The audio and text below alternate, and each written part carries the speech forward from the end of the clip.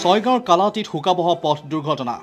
এখন যাত্ৰীবাহী বাছে মহতিয়ালে এটি শিশু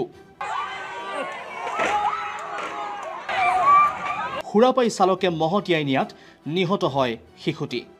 ঠিতাতে নিহত শিশুটি চৌধুৰীপাম গাঁৱৰ আজাদুল হক বুলি চিনাক্ত কৰা হৈছে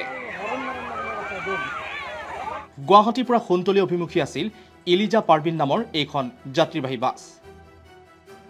AS14C 7754 নম্বৰৰ এই যাত্ৰীবাহী বাছখনে সংঘটিত কৰা দুৰ্ঘটনাটোক লৈ উত্তপ্ত হৈ পৰে পৰিস্থিতি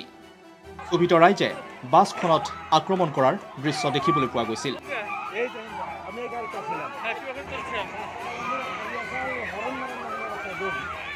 অভিযোগ অনুসৰি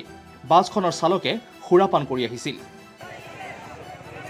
তীব্ৰ বেগত আহি থকা বাছখনে মহতিয়াই নিয়ে 8 বছৰীয়া আজাদুল হক নামৰ শিশুটিক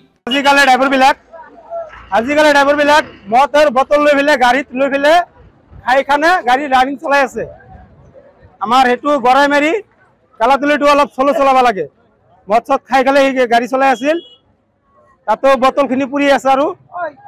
হেতু কিবা কৰক আপুনি গিলাক মদ চদ খাই খানে গাড়ী চলাইছে বুলি পৰিস্থিতি উত্তপ্ত হোৱাৰ পাছতে ঘটনাস্থলীত উপস্থিত হয়হি আৰক্ষী উপস্থিত হৈ পৰিস্থিতি নিয়ন্ত্ৰণ কৰিবলৈ সক্ষম হয় কণমানি শিশুটিৰ মৃত্যুত অঞ্চলজুৰি এতিয়া পৰিছে শোকৰ ছাপ bureau' report India today any